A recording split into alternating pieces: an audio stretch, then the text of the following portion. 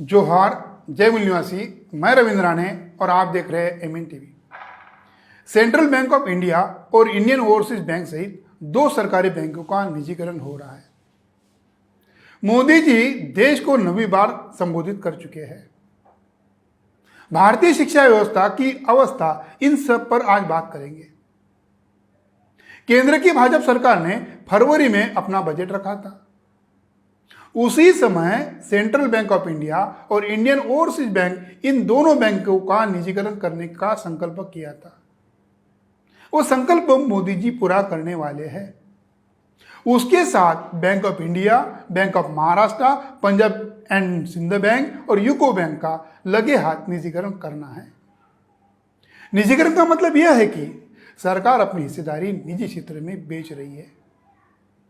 निजी क्षेत्र में लेवाल दुकानें तो अंबानी, अदानी, मित्तल के पास है। कुल सरकारी बैंकों में 8 लाख कर्मचारी है। अब जिन बैंकों का निजीकरण हो रहा है, उन 4 बैंकों के 2.25 लाख कर्मचारी कार्यरत है और वह भी धीरे धीरे बेरोजगार हो जाएंगे। जिन निजी बैंकों का सरकारी क्षेत्र में रूपांतर इंदिरा गांधी के समय किया गया, उनका फिर से निजीकरण हो रहा है।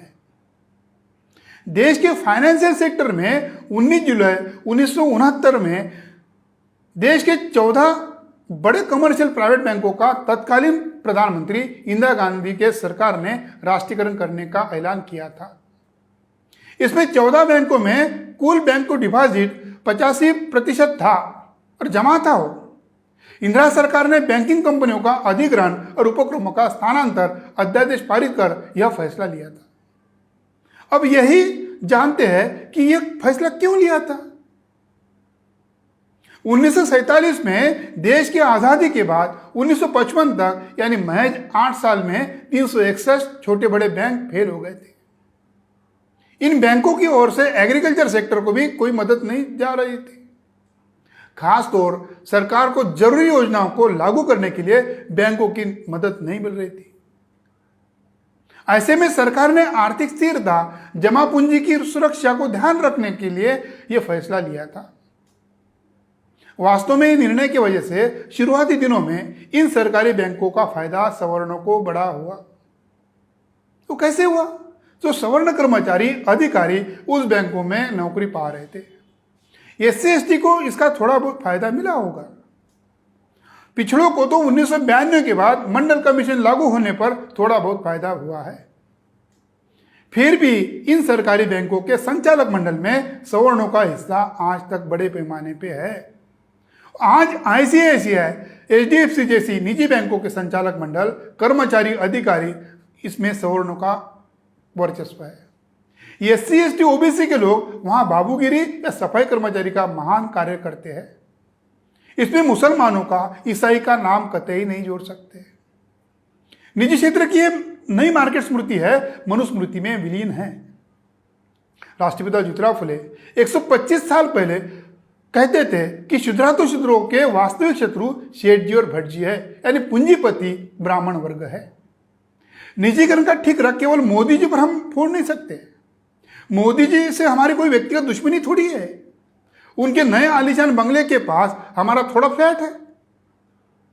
निजीकरण की शुरुआत तत्कालीन प्रधानमंत्री पीवी नरसिंह राव, तत्कालीन वित्त मंत्री मनमोहन सिंह के द्वारा हुई थी। गैट करार पर साइन करने के बाद यह निजीकरण की शुरुआत हुई। बहुजनों की हिस्सेदारी कांग्रेस और भाजपा जैसी मनुवादी पार्टियों के सवर्णों ने बटोरी। इसमें बहुजन समाज के लोग बेगाने शादी में नाचते हुए दिखाई देते हैं। यह तो बड़ी विडंबना है। मोदी जी सवर्ण नहीं है, सवर्णों के इशारे पे वो काम करते हैं। एक गोविंदा की फिल्म आई थी, राजा बाबू। ये राजा बाबू अनपढ़ था। उसे वकील, डॉक्टर जैसे कपड़े पहनने का बड़ा शौक था। अपने बाप का मेहनत का पैसा आए दिन उड़ाता था। हमेशा अपने बाप को, यानी कादर खान से झूठ बोलकर पैसे लेता था।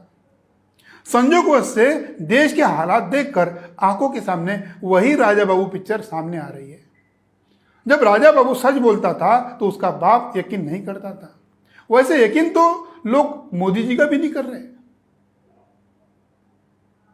मोदी जी ने कल फिर से कोरोना के पहले लॉकडाउन के बाद 9वीं बार देश से मुखातिब हुए। 8 PM वाले प्रधानमंत्री जब जब देश को मुखातिब करते थे तो नोटबंदी, लॉकडाउन जैसी तुगलकी फरमान जारी करने में देशवासियों का बड़ा नुकसान करते थे। बाद में मोदी जी को देश के सामने जब मुखातिब होना था तो चैनलों और सोशल मीडिया पर आते थे तो लोग डर जाते थे। इसलिए मोदी जी ने समय हर बार बदल दिया और अलग अलग समय रखते थे, मगर पुरानी बोतल में वही शराब पिलाने के लिए नागरिकों को मजबूर करते थे।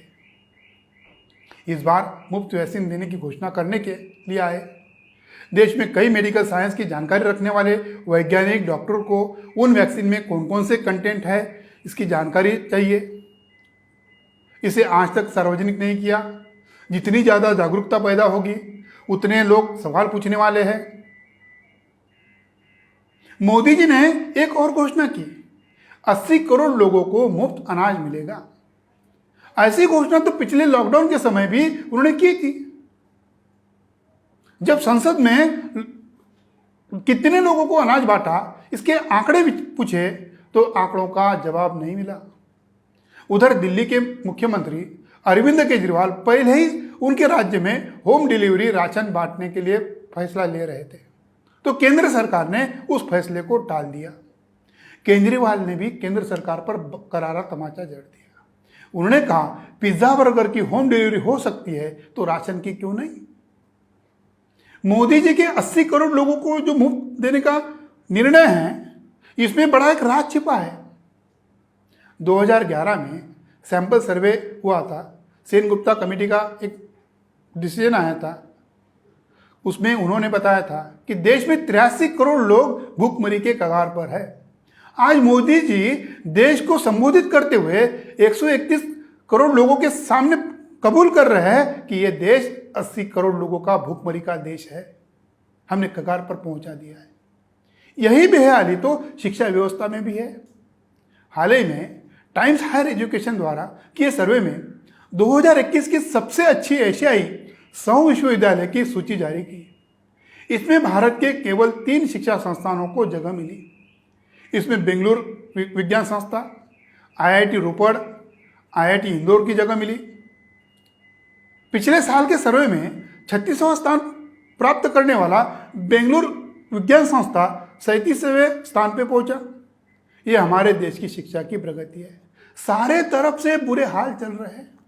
राष्ट्रपिता ज्योतिराव फुले जी शिक्षा के प्रति मराठी में संदेश देते हैं। वे कहते हैं, विद्या बिना मति गेली, मति बिना नीति गेली। यानी विद्या नहीं है तो विवेक बुद्धि जाती है, विवेक बुद्धि नहीं तो नीति का आकलन नहीं हो सकता है। नीति बिना गति गेली, गति बिना वित्त गेले। नीति का आकलन नहीं तो प्रगति नहीं होती, और प्रगति नहीं होती वित्त भी नहीं होता। वित्त विना शूद्र खसले, एवढे सारे अनर्थ एका अविद्येने केले। वित्त के सिवा इस देश के शूद्र SC ST OBC खत्म हो जाएंगे, गुलाम बन जाएंगे। इतना बड़ा अनर्थ अविद्या के वजह से हो रहा है और आने वाले समय में और होगा, क्योंकि देश बदल रहा है। आज के लिए इतना ही। सभी दर्शकों को धन्यवाद।